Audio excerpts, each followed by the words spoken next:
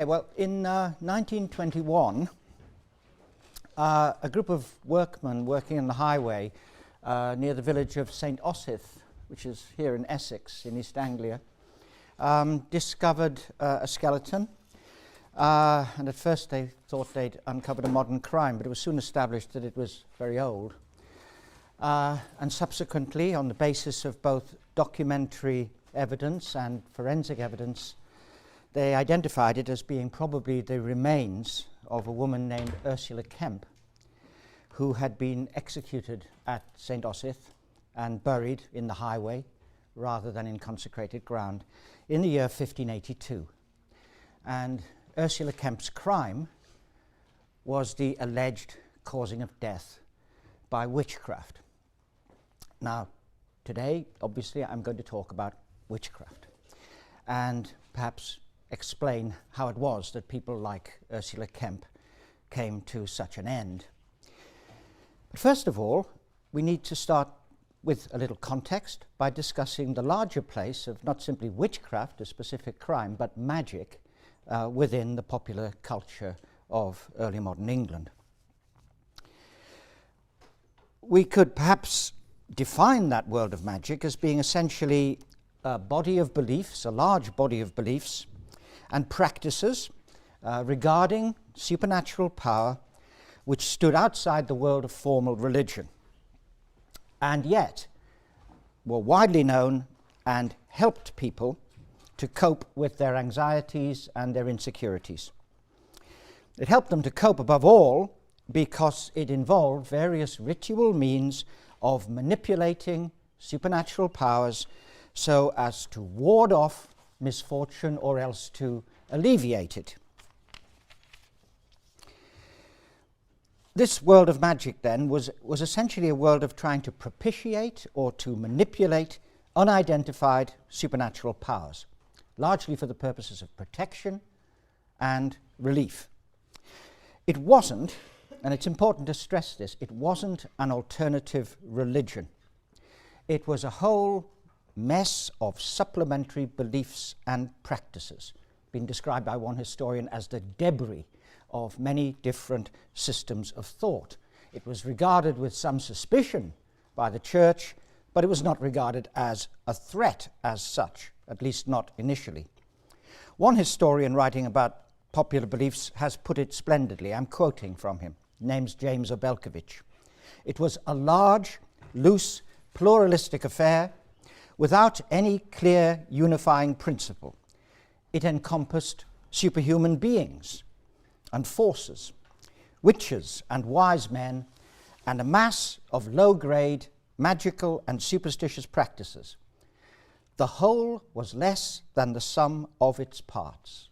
The whole was less than the sum of its parts, for it was not a cosmos to be contemplated or worshipped, but a treasury of separate and specific resources to be used or applied in concrete situations. That puts it extremely well. These means of tapping into supernatural power were very widely known. You could say they were part of the law which was acquired by every child as part of their education for life, like learning to cross the road, as it were.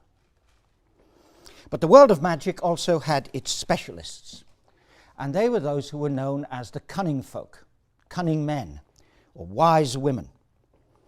These individuals were those who were known to have special knowledge over and above the average knowledge of magical practices, and who were often believed to have a special inherent power, often inherited. It was thought to pass in the blood.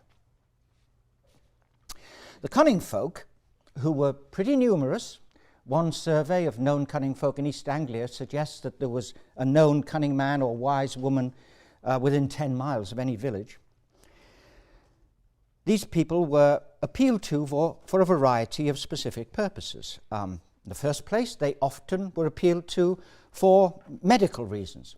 Very often they had specialist knowledge of herbs, which they would administer, often accompanied by spells, to increase their effectiveness, the psychological effect of the incantation going along with what may well have been the practical effect of the herbs they used.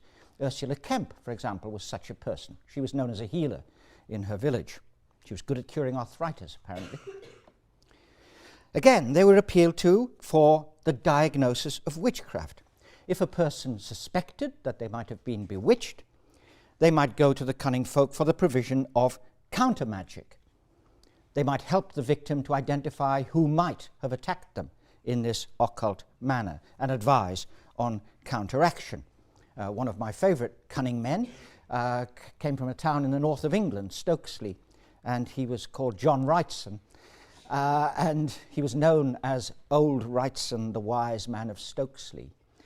And people went to him for help with their horses. He was a horse leech. He was very good at telling whether your horse had been bewitched and knowing how to take the appropriate countermeasures. People went to the cunning folk also for the recovery of lost or stolen goods, and they went for advice and the telling of fortunes. And to this extent, the wise women and the cunning men were the popular equivalent of the astrologers, who had a more elite clientele in this period. So, the cunning folk provided a variety of real services, and the best of them may well have been quite skilled therapists in their way. One historian of medical practice in this period says we ought to count them amongst the medical practitioners of the time. They were cheap, they were available, and in many ways quite knowledgeable. However, the church was pretty unhappy about this kind of activity. It didn't like popular magic. The official teaching of the church was that if a person suffered any misfortune, it must be the result of divine providence. It was either a test of your faith, or on the other hand, it was a judgment on your sin. The only proper response to misfortune was to search one's own heart for the possible causes of such divine intervention, to pray, to repent, to trust in God's providential purposes. The church rejected magical means of relief. It accepted the possibility, but it rejected the means. God could not be commanded by spells and incantations. Therefore, if there was any supernatural response to such practices, it must be from evil spirits. And so, given these beliefs, we find the deeply pious of the period searching their hearts for the sins which had brought misfortune upon them, and sometimes finding quite extraordinary answers. You find it in their diaries, for example. For example, the diary of the Reverend Ralph Jocelyn, a minister in the late 17th century who, having lost a dearly loved daughter, searched his heart as to why God should have done this, why he should have taken her away, and came to the conclusion that it was because he had neglected his clerical duties because of his enthusiasm for playing chess. He had played chess too much. God had taken his daughter. That's the conclusion he came to, and he gave up playing chess. This is a 17th century God, not a nice, modern, user-friendly God. Little wonder then, if these were the official teachings of the church, that the greater part of the population preferred to explain their misfortunes in terms of just bad luck, or their neglect of protective magic, or perhaps the malevolence of evil spirits and malicious neighbours. Well, this world of popular magic had long existed, and it was long to endure. You can find much of it still alive and well deep into the 19th century. And it endured because in various ways it helped. But the problem of witchcraft is altogether more distinctive. That involved a specific kind of magic, the causing of injury or death by the malevolent and malicious use of supernatural powers against another or their property. And that was the practice which was known as maleficium. That's the Latin legal term which was used for this maleficent magic. And concern with witchcraft in this way had a quite distinct chronology. The possibility of malevolent magic had always been there, of course, but concern with it was undoubtedly at an unusual height in the late 16th and earlier 17th centuries.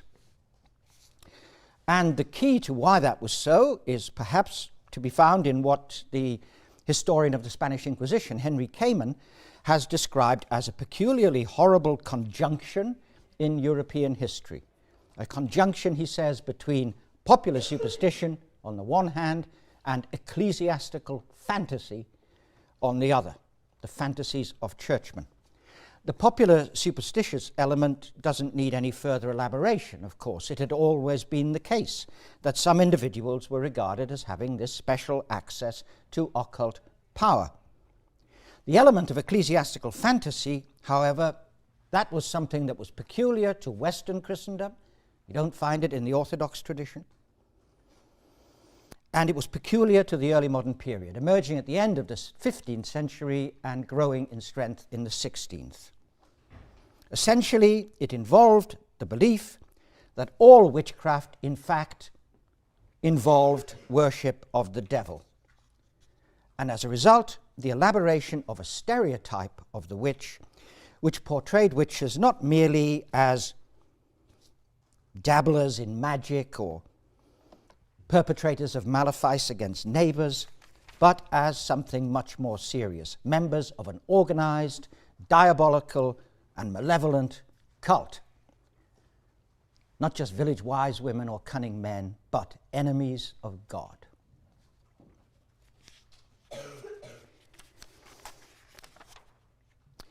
Throughout continental Europe, and indeed in Scotland also, the result of these beliefs was that the main driving force behind the spasmodic witch hunts which can be found in the period was probably religious zeal.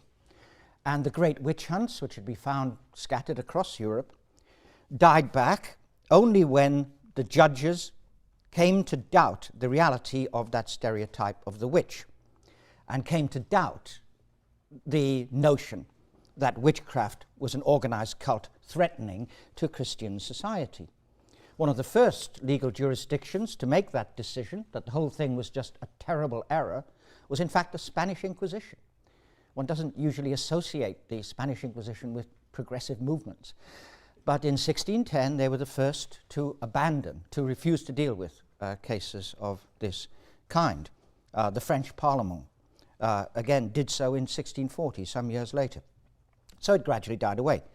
But throughout both Catholic and Protestant Europe, for some time, there was a unity in the war against witches as enemies of God. Well, how far was that pattern true of England? The usual answer is that it wasn't true of England, and that was for several reasons. First of all, the authorities in England never actually embraced the full ecclesiastical stereotype of witchcraft as evidence of membership of a diabolical cult. Continental European ideas about the nature of witchcraft were certainly known in England. Books from Europe were read by the educated, and these ideas were disseminated by a number of English writers, usually clergymen, particularly from the 1580s or thereabouts. Gradually, such notions did seep into popular beliefs, and you begin to find them at the popular level by the mid to late 17th century. But nevertheless, that notion of the nature of witchcraft didn't have much influence on English law. Witchcraft was never prosecuted as a heresy in England. The first act, which was passed against it in 1542, made it a felony. Any crime that was a felony carried the death penalty, made it a felony to practice witchcraft for unlawful purposes. But that act was only on the statute book for 5 years, then it was repealed. After that, there was actually no law against witchcraft for nearly 20 years. Then, in 1563, there was a new act. It was made a felony to invoke evil spirits and to, if they were invoked to cause the death of another, then execution was the punishment. Otherwise, witches were to be imprisoned or put in the pillory and face death only for a second offense. Then, finally, in 1604 came a third act. It elaborated on the 1563 act. It made it a felony to bewitch anyone to either their death or their injury. For lesser forms of sorcery, people faced imprisonment and death for a second offense.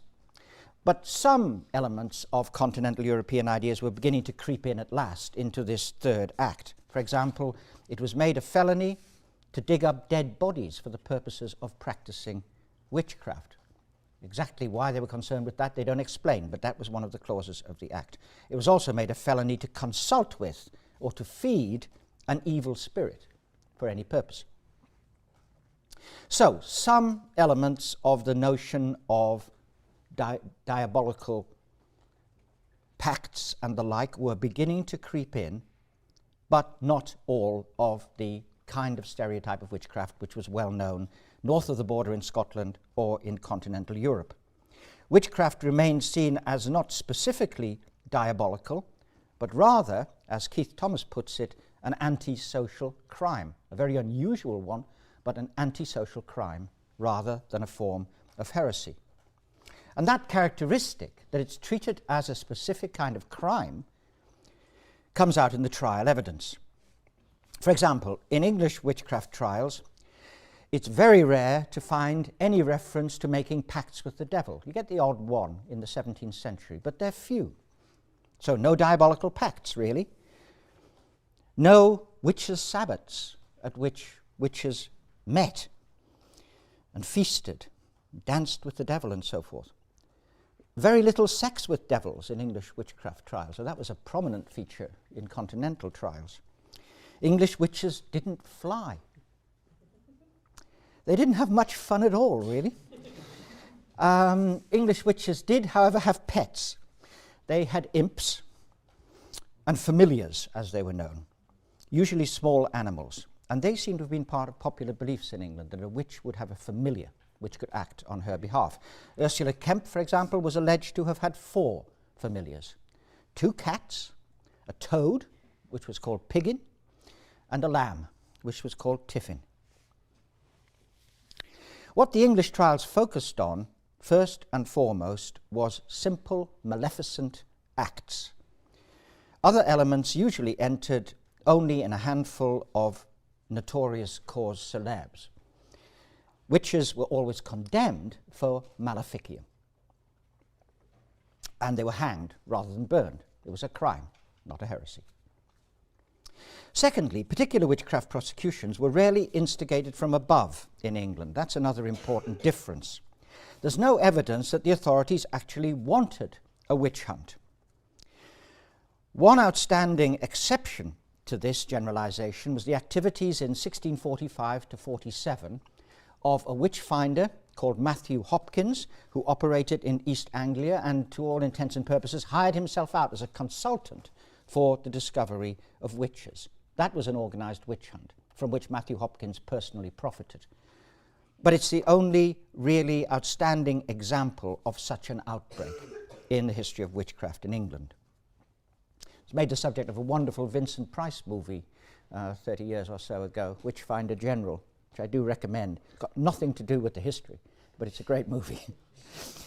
Okay, so witchcraft prosecutions in England tended not to come in these witch hunts which would bring hundreds of cases. They didn't come in great waves, with the major exception of Matthew Hopkins's activities. They were sporadic, they were occasional, they came up 1 or 2 at a time, and so forth. In addition, in English law, torture was not used, except in certain state trials when it was specially authorized by the Privy Council. In day-to-day trials, torture was not used, whereas it was routinely used in many jurisdictions in continental Europe and indeed in Scotland. As a result, people were not tortured into confessing. As a result, large numbers of people were not implicated by people under torture who named names. What you get in the witchcraft statistics from the English courts is really a lot of individual prosecutions brought from below by the alleged victims of witchcraft seeking redress in the courts, just like any other crime. So there are some important differences in the way all of this was handled in the law. Nevertheless, England did share in the general European preoccupation with witchcraft, even though to a lesser extent. Just how far it shared is not fully known. That's because the relevant legal records don't survive for every area of the country. They survive pretty fully for the whole of the southeast and for the county of Cheshire, but for other parts of the country they tend to survive only from the 17th century, a point which is relatively late in the history of this crime. But where we do have the evidence, one of the striking features is that the trials appear to have been relatively rare, except for the home circuit, the counties around London. If you look at the handout, if you look at the two graphs, Graph A gives you the trials which took place in different assize circuits, and the line at the top showing the real spike is the home circuit. You can see how there are vastly more cases being heard in the whole home circuit than in any other jurisdiction for which we have the records. The second spike is Matthew Hopkins, operating in 1645. But the first spike, as you'll see, was in the later years of Elizabeth. And even within the home circuit, this area, the cases came predominantly from one part of it, the county of Essex, to the east of London. If you look at the second graph, Graph B, there you have the different counties of the home circuit broken down, and it's clear enough that Essex is absolutely outstanding in terms of the numbers of cases which came from that county. To give you some actual figures, in the whole of the reign of Elizabeth, the county of Hertfordshire, which is just to the north of London, quite a populous county, produced only 24 witchcraft cases. The county of Sussex, large county to the south of London, produced only 14. The county of Essex produced 172.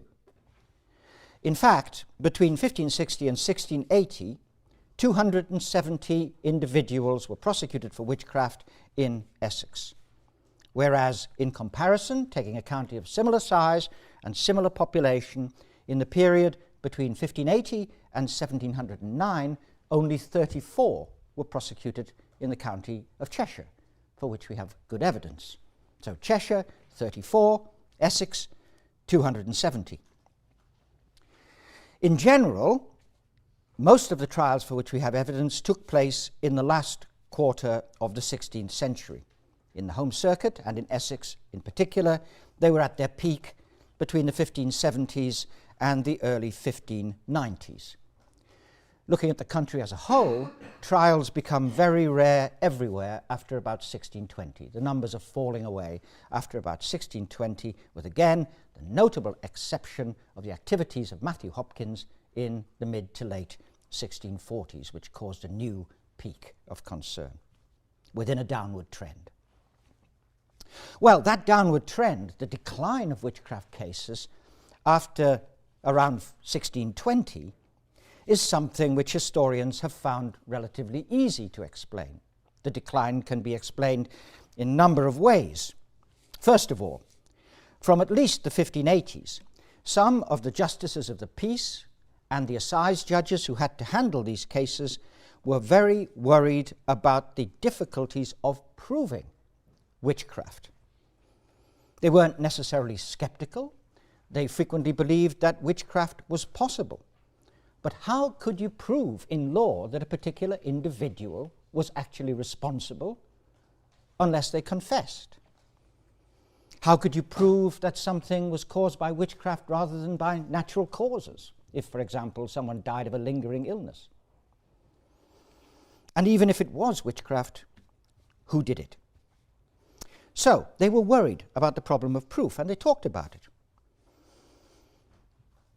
In witchcraft cases, normal rules of evidence could not apply, and this bothered them. Increasingly, in the 17th century, lawyers who were worried about all of this became very unwilling to entertain cases. They tried to talk people into not prosecuting, or they insisted upon additional evidence if a case was to go forward. In addition, from the early 17th century onwards, there seems to have been an actual decline amongst educated people in belief in the very possibility of witchcraft. The conviction grew that it was a fantasy which had been projected onto wretched people by hysterical neighbours. The conviction grew that the accused did not have the occult powers that were claimed, even if they thought they did so. They were frauds.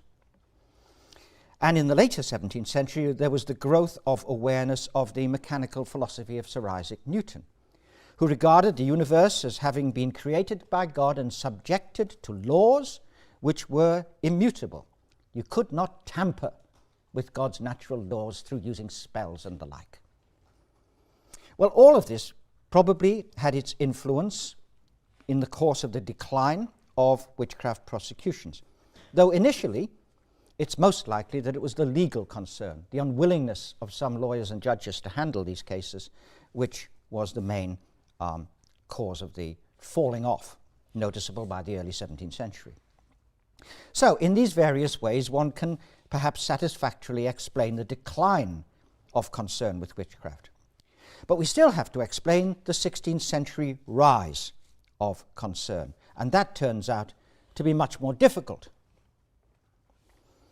Much more difficult because this seems to have been a genuine popular concern with cases coming up from below. One can't simply explain it in terms of the activities of a number of bishops or judges. The dominant explanation was put forward some years ago by Keith Thomas and Alan McFarlane in two of the pioneering works on this subject. And they explained the rise of witchcraft prosecutions in terms of a detailed examination of the circumstances of surviving cases. Witches were usually women, and they were frequently elderly women. Witches were usually accused of bewitching neighbours within their own village, not strangers, always neighbours, people they knew. Witches were often poorer than their alleged victims. This suggested that the accusations were therefore arising from tensions between relatively marginal women in the village community and better-off neighbours, who might be men or women. Then they looked at the known circumstances of cases, and the classic circumstances were more or less as follows. A quarrel would occur between neighbours, ending in one of them, the supposed witch, going away cursing or muttering. The victim would then suffer some form of personal misfortune. The victim would then begin to entertain suspicion that they'd been bewitched. They would talk to other neighbours, some of whom might have similar suspicions about the person they suspected. A person would then be identified as a possible witch, as a malevolent person in the eyes of the village. It's possible that some of those who were so accused did practice magic and did believe themselves to have the power to harm, and to some extent they may even have used it as a form of begging with menace. The quarrels between neighbours which initiated cases very often began when someone was turned away, having been begging or asking for a favour of some kind. It's possible that some of these marginal women responded to being gradually identified as witches by playing the part, by scaring their neighbours, as it were, into meeting their needs. That could go on for years, and often did, but eventually some incident serious enough to trigger off an actual court prosecution would occur, perhaps a death, something of unusual seriousness. When that happened, someone would bring an accusation, other neighbours would chime in. There were lots of such accusations. Alan McFarlane found that in Essex there was an average of 4 accusers for each accused witch. So other people would chime in with their suspicions. Supplementary proofs might be looked for. For example, the witch's mark, the existence on the witch's body of a wart or mole or other mark which seemed to be insensitive to pain and which was thought to be the place at which the witch's familiar would feed on her blood. If they found such a thing, it was considered additional proof and the witch might be found guilty. Fine. Well, those do indeed seem to have been what one can think of as the classic circumstances, though they were by no means unusual. Witchcraft accusations could arise in other contexts. They could arise, for example, as a result of personal rivalries in local politics. An accusation of witchcraft was something which was easy to throw at another person in order to discredit them. So there are other circumstances. Not all witches were women, some were men, though most were women, and so on. But these do appear to have been the classic circumstances. Why then should the late 16th and early 17th centuries have seen a peak of such accusations? Because surely one could find such circumstances earlier, and one could find them later. Why was that the peak period of anxiety?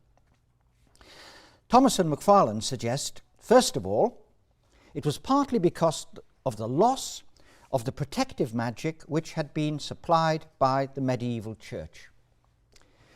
The Church of England allowed the belief in witchcraft to continue, but it wouldn't offer ecclesiastical means of counter magic, and it forbade people to resort to them. If that was the case, then bringing a legal accusation, a trial, and eventually seeking an execution would be the only way out of the impasse. A second part of their explanation is that the reason for so many late 16th and early 17th century trials was that because that period was one of unusual tensions within village society, within neighbourhoods. It was a period, as we know, of economic distress, one which saw a declining position for the poor, especially perhaps the elderly and marginal poor, the widowed, and so forth. The poor laws had not yet been fully put into effect to provide for such people. Neighbours who themselves were feeling the pinch might be less willing to show charity, less willing to help. They might feel uncomfortable about that. They might feel rather guilty about that. That might prey on their minds and make them sensitive to misfortunes which they saw as a revenge of people to whom they had refused charity, people who had perhaps cursed them. Accusing such a person of witchcraft was a way of severing their responsibility, assuaging their feeling of guilt, transferring it to the accused witch. Well, all of this is an ingenious explanation, which may well hold a great deal of truth, and it's indeed widely accepted as an account of the sociology and psychology of accusations. Recently, that explanation of Thomas and McFarlane has been elaborated by more focus upon the fact that most of those accused of witchcraft were, of course, women. The tensions within neighbourhoods seem to have come to focus upon punitive action against women, above all. Why was that? Thomas and McFarlane suggest that it was simply a product of the fact that most of the economically marginal and most of the aged in particular were indeed poor women. Some feminist writers see it as more sinister, as constituting an attack upon women who, by their social situation, or perhaps their aggressive personalities, stood outside the normal controls of the patriarchal household. It's an important issue, but one has to pause, I think, before jumping to the conclusion that witch hunting was in effect a form of repression of women. Certainly, it was the case that the association of witchcraft with women specifically, which was universal, derived in large part from fundamentally misogynistic attitudes. Women were seen as being morally weaker, as more prone to temptation, as more likely to use occult means to revenge themselves upon their neighbours. Spells were the weapons of the weak. However, witchcraft prosecutions were not simply a patriarchal drive against marginal, aggressive, or troublesome women. The magistrates who heard the cases were men, but the accusers themselves were very often other women. The work of James Sharp reveals how many of the suspicions that led to accusations actually arose in the female spheres of village life. They were often initiated by other women. Women themselves felt threatened by witchcraft and were deeply involved in identifying and accusing witches. And on the other hand, many of the juries, universally male, who heard these cases, failed to believe them. Many accused witches were acquitted by male juries. The gender element then is clearly there, but it's complex. It's paradoxical. These issues remain far from resolved, but they add further complexity to any discussion of the sociology of witchcraft accusation. There are a number of other problems also to which I need to draw your attention. Problems relating not so much to the sociology of specific witchcraft accusations, but to the history of witchcraft as a crime. And two questions in particular arise in the English case. First of all, why were the witchcraft statutes passed in the first place? And secondly, once they were passed, why did such an utterly disproportionate number of the cases arise in the county of Essex? Essex seems to be wholly unusual, so far as one can tell. If there were neighbourhood tensions which were acute in the county of Essex, leading to such accusations, why were there not such neighbourhood tensions in the counties of Kent, or Sussex, or Hertfordshire, all of which were places which had a great deal in common with Essex in terms of social structure, local economy, and so forth? Why Essex? Well, some brief suggestions. First of all, as regards the laws, I think it's worth considering that these laws were passed when they were, perhaps because of a convergence of two things. First of all, both of the major witchcraft statutes in England were passed at the beginning of new regimes, one in Elizabeth's second Parliament, one in the first Parliament of King James VI and First. It makes one wonder whether there was an element in this legislation of symbolism, that acts on this subject were passed perhaps as part of the propaganda of a new regime, that passing statutes of this nature in a sense conferred legitimacy on new regimes by showing their firm stance against a particularly symbolically charged form of deviance. To be opposed to witchcraft was in a sense a declaration of legitimacy. The acts may have had then a certain symbolic function when they were passed through Parliament, without opposition, so far as we can tell. Secondly, another element of the timing of the acts is the fact that there may have been an element of political contingency, specifically in the form of suspected threats to the person of the monarch. In 1561, 2 years before the 1563 Act was brought forward, a plot had been discovered in which sorcery was allegedly being used against Elizabeth. William Cecil was horrified to find, when the plot was uncovered, that there was actually nothing on the statute book forbidding it.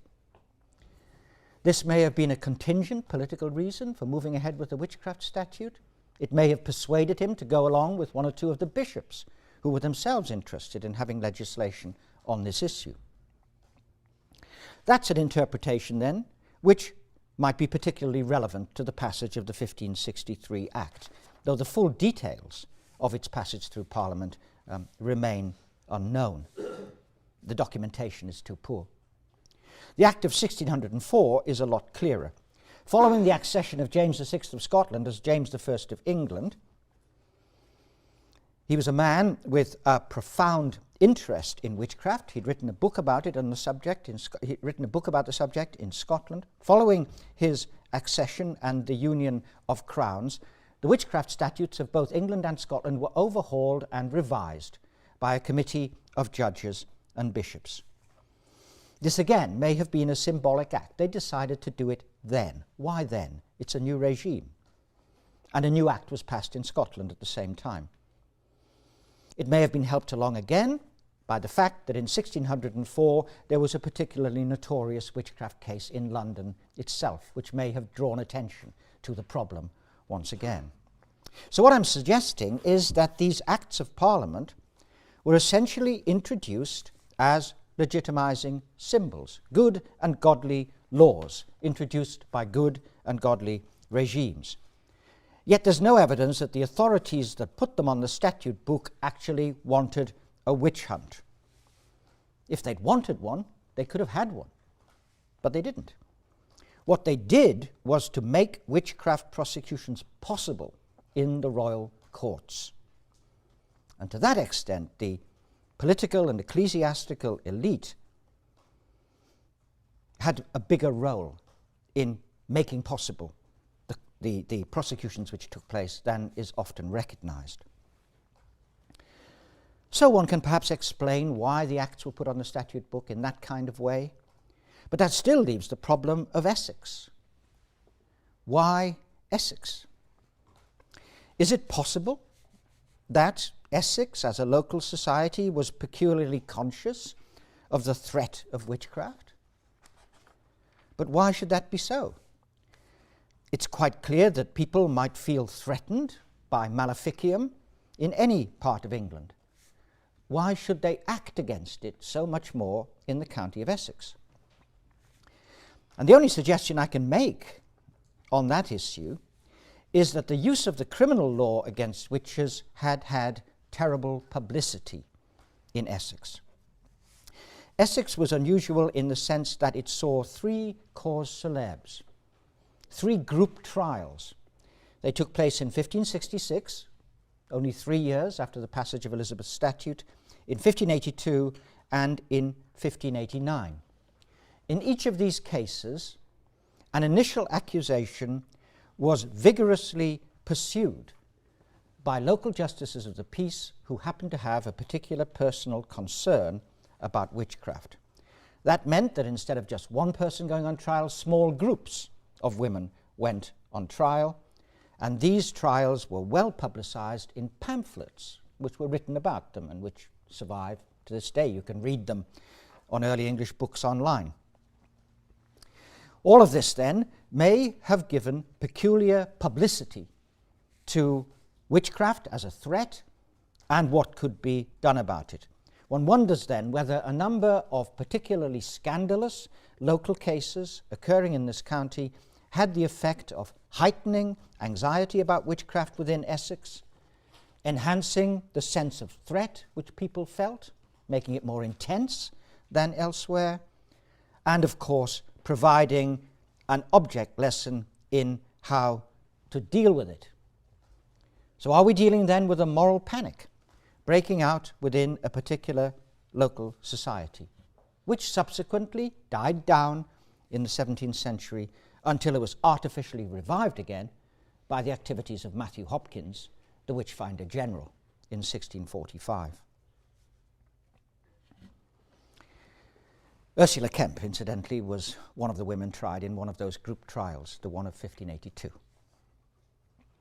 So to conclude, the whole issue of the history of witchcraft, why people were so concerned with it at a particular point in time, is clearly enormously complex. But what I'm suggesting is that, first, the case of England was different to a degree from what was going on elsewhere in Europe at the time. There were no mass witch hunts to marry popular superstition and ecclesiastical fantasy in the way one found in various parts of Europe and in Scotland, Matthew Hopkins excepted. Secondly, in England, witchcraft prosecutions did come up spontaneously from below, and they probably usually arose in pretty much the way Thomas and Macfarlane and James Sharp have suggested, as far as individual cases were concerned, though it was an accusation which could also be used for malicious prosecution and was so used. But thirdly, these cases could only arise because of the existence of laws which were perhaps essentially symbolic and contingent in their origins. And that once those laws existed, fourthly, the cases arose only sporadically. The sense we have of a definite chronological pattern in witchcraft prosecutions is very heavily influenced, as you've seen, by the case of Essex alone. Essex does seem to have been unique for very special reasons, which we may never be able to do more than to guess at. Elsewhere in the country, cases arose sporadically, occasionally, no clear pattern beyond the fact that they were more common in the late 16th century than later. And finally, there was no English witch hunt because at the end of the day the authorities in both church and state didn't want one. They never felt sufficiently threatened to instigate one against those they deemed their enemies. The potential for a witch hunt was there, and it long continued. Village tensions hadn't faded. The difference of the 17th century from the later 16th century was above all that the judicial authorities not only failed to seek a witch hunt, but actually became active in suppressing the accusations which were brought before them. So then, I suspect that overall both the rise and the fall of witchcraft prosecution is best explained by the way in which the law first of all gave people, and then later took away from them, the opportunity to settle a particular kind of personal conflict through the use of the law and the prosecution of people to their deaths. The beliefs behind all of that were very ancient, and they long continued, but the history of witchcraft is very much to do with the use of the criminal law in the way I've described. The crucial issue was perhaps that for a short while, for 2 generations, there was indeed a conjunction of long-standing patterns of popular belief with a shorter-term enhancement of the anxieties and the credulousness of the elite. It was they who passed the laws that made witchcraft trials possible. They later repented of their folly. They avoided the enforcement of those laws, and eventually, in 1736, they repealed them. But that, of course, was about 150 years too late for Ursula Kemp.